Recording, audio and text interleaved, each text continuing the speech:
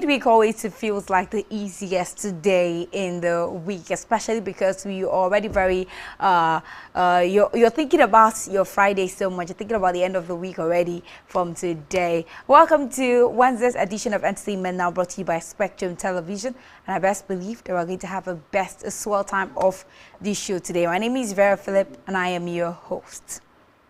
For Entertainment Now today, we have varieties of, stories and trends from your favorite celebrities that we will be bringing to your screen.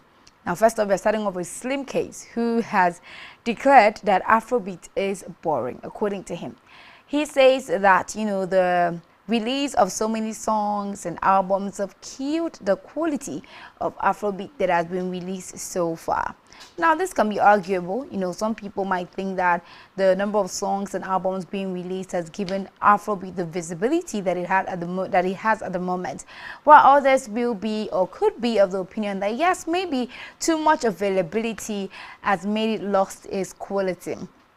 But of course, Slim Case's, thought process in this particular Afrobeat business is that the too much, production of songs and albums, Afrobeat songs and albums, is making Afrobeat really boring right now.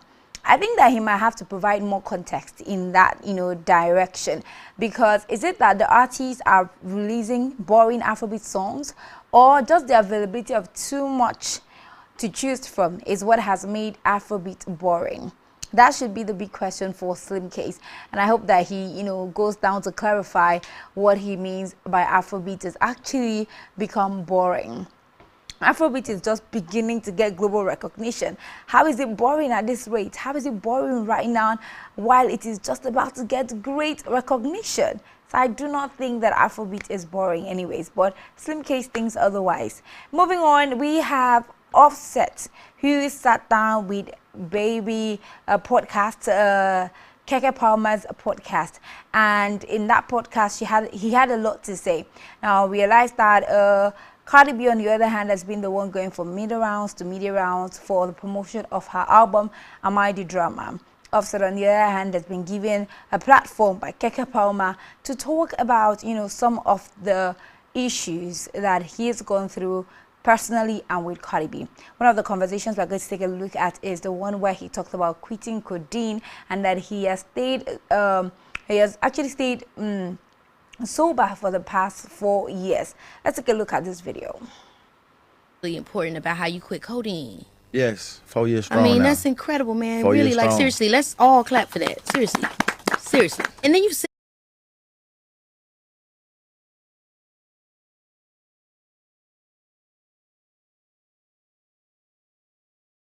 beneath that. It was like, remember I told you, like, after Bad and Bougie got like real serious for me? Yeah. It became like a job. So it's more like you doing things like the cope, the job, because the job is a lot. Traveling all the time, not being with your kids all the time, people saying this or that, being in the group, going against the business side of it. It's just all that in one bottle. And then I had a wake up call. My oldest son was like, he kept asking for like pineapple Fanta, but he don't even really drink soda. He ain't asking me.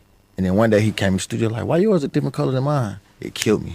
I'm like, oh no, I gotta get off this. When I went in my room, it's just like, I damn near cried. I'm like, damn, I felt bad as a father, like for my son to be trying to, he don't even know there's drugs in here though. He don't know, but in my head, it's like him even just saying he want the same soda I want. It's just like, oh no, I'm influencing him. Baby, this is Keke. A lot was talked about in this particular interview with Keke Palmer that I really appreciate Keke for bringing Offset to talk about.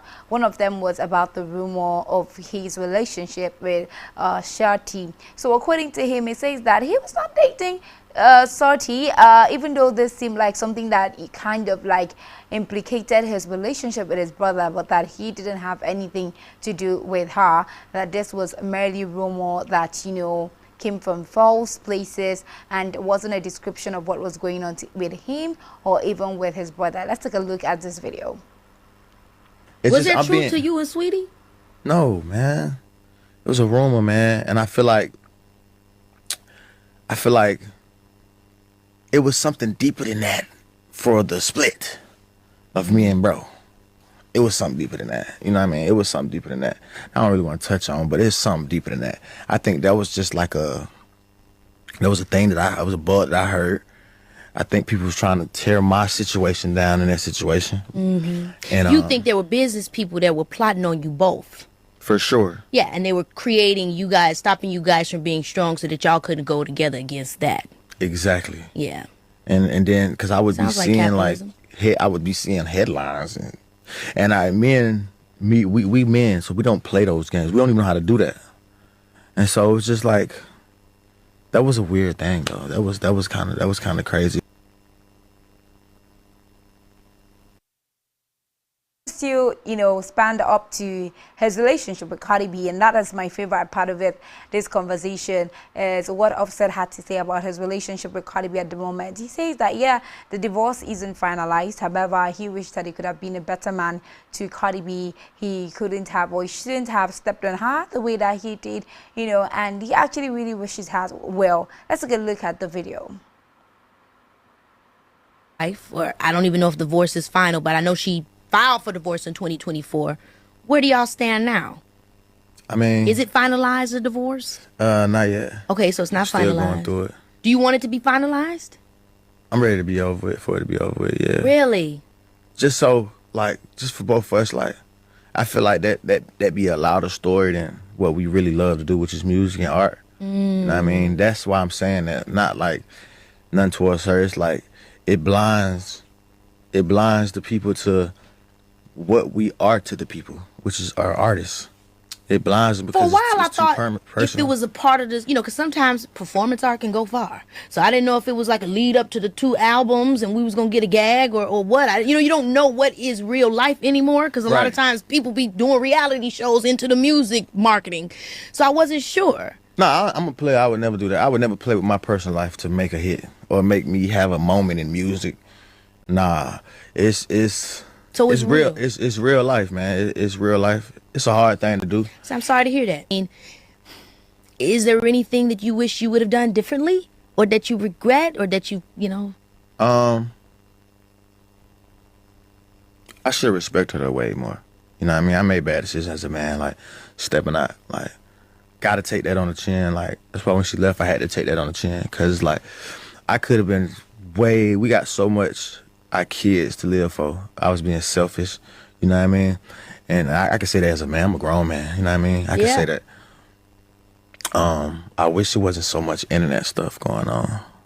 Yeah. I got out of pocket a couple times because, bro, it feel like you're getting bullied. I used to never say nothing. Yeah. You know what I'm saying? Yeah, yeah.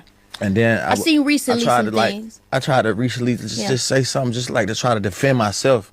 Yeah. Because the narrative be nasty sometimes on me, and it don't be that. But Cardi's she's always been a media personality. She always been somebody to tell, her life and everything. So it does seem very natural coming from her.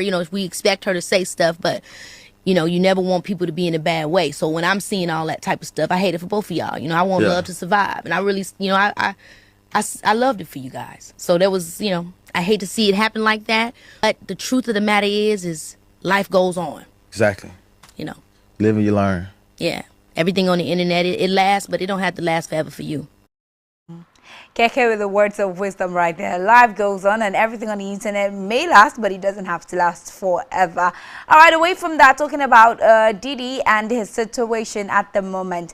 Now, Donald Trump has informed reporters that Diddy did ask him for a presidential pardon. Now, remember that in some months ago, the question was asked to Donald Trump if he was going to grant a presidential pardon to Diddy. But he said that, he has his reservations about the situation because it looks as if he's innocent. He had a lot to say, but never really said that he was going to grant the presidential pardon to Diddy. However, he has, in a recent interview, told reporters that Diddy actually reached out to him for a presidential pardon. Let's take a look at the video.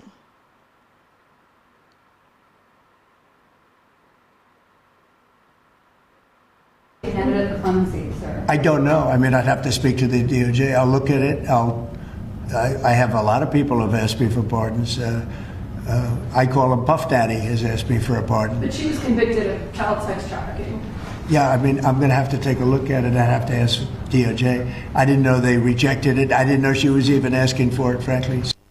Sean Diddy Combs, Right. would you consider pardoning him? Well, he was essentially, I guess, sort of half innocent. Yes. I don't know what they do. He's still in jail or something, but he was celebrating a victory, but he seems, I guess it wasn't as good as a victory. Probably, you know, I was very friendly with him. I got along with him great, and seemed like a nice guy. I didn't know him well. But when I ran for office, he was very hostile. He said some not so nice things about you, sir. Yeah, and Yes. it's hard, you know, like you, we're human beings. Right. And we don't like to have things cloud our judgment, right? But when you knew someone and you were fine, and then you run for office and he made some terrible statements. So I don't know, it's more difficult. It makes it more, I'm being honest, it makes it more difficult to do. But more likely a no for Combs, I it would sounds say like? so. Okay. Well, Diddy has begged the judge in charge of his case to let him spend his 4-year sentence at a low-level New Jersey prison. The rapper has been locked up at the infamous Metropolitan Detention Center. It's literally called the MDC in Brooklyn in the special housing unit since the September 2024 when his trial started. Following the conclusion of his highly anticipated trial and, of course, the sentencing that happened on the 3rd, his legal team has now requested that he serves his time at FCI Fort Dix. It is a low-security prison in Fort Dix, New Jersey.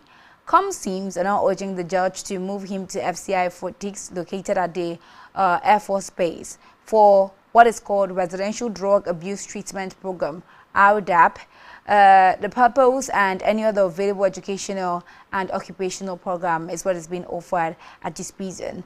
Now, Geragos also wrote the change would allow him to maximize family visitation and rehabilitative efforts to tackle his drug abuse issues. These RDAPs typically could last for 6 to 12 months. Prisoners that are enrolled often live in a designated section of the prison and divide up their days between activities centered around drug abuse treatment and work or educational programs. So, federal prison consultant Sam Manguel had also reported that the program is intense and it is comparable to what is called an AA. Successful completion of these RDAPs can lead to up to 1 year slashed from a prisoner's sentencing. So if he completes a 1 year of this program, 1 year could also be slashed away from his sentencing. According to criminal defense law, Elizabeth Franklin Best, that's the law firm who said this, the firm noted that few inmates qualify for sentence reductions and that the MDC does not offer an RDAP to inmates. Now, Combs is in a situation right now where he has already confessed to the court that, you know, he has a drug abuse situation, and this is the first time in 25 years that he's going to be sober. And so he's asking he be transferred to New Jersey low-level prison where he can get to have drug abuse programs available for him to be a part of. Would judge grant his request? That is another story that will be here to take once that is, you know, that question is answered by his judge. Moving on, Mulan Hernandez reportedly sued Stephon Diggs for alleged assaults. Now, Mulan Hernandez is Stephon Diggs' ex. She's an influencer. And Stephon Diggs is, of course, the new boyfriend or baby daddy to Cardi B's baby. She's seeking at least $250,000, but no more than $1 million in damages. Stephon Diggs is facing serious accusations from his ex, Mulan Hernandez, amid their ongoing legal battle. Now, according to some reports, Hernandez reportedly filed a counterclaim against the Buffalo Bills wide receiver in Texas on April 7, and she's claiming he was the one who assaulted her, not the other way around. Hernandez did allege that on the 7th of June in 2024, Diggs punched her in the back of the head with a closed fist, leaving her with a concussion.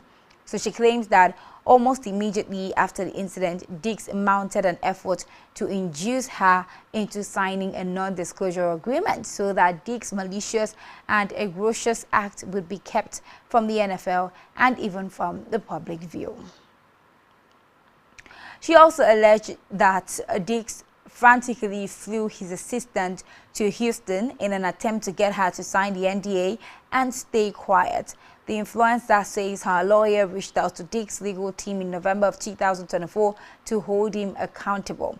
Now, there's a previous report that Diggs himself filed a lawsuit against Hernandez and her friend Brianna Mark, accusing them of the same assault, trespassing, emotional distress, and even attempted extortion. In his suit, Diggs had claimed that he was in a casual relationship with Hernandez earlier that year and had often let her and her friends stay at his Houston apartment. Hernandez is now seeking between $250,000 and $1 million for her physical and emotional damages. And that's all we can bring to you this afternoon on Entertainment Now. Thank you very much for being a part of the show. We'll be right for Thursday's edition tomorrow. But until then, do have an amazing rest of your day. My name is Vera Philip, and of course, you can follow me on social media. On Facebook is Vera Philip, and on Instagram, VeraPhilip_MGZ. All right, let's say our goodbyes now and see you tomorrow. Bye for now.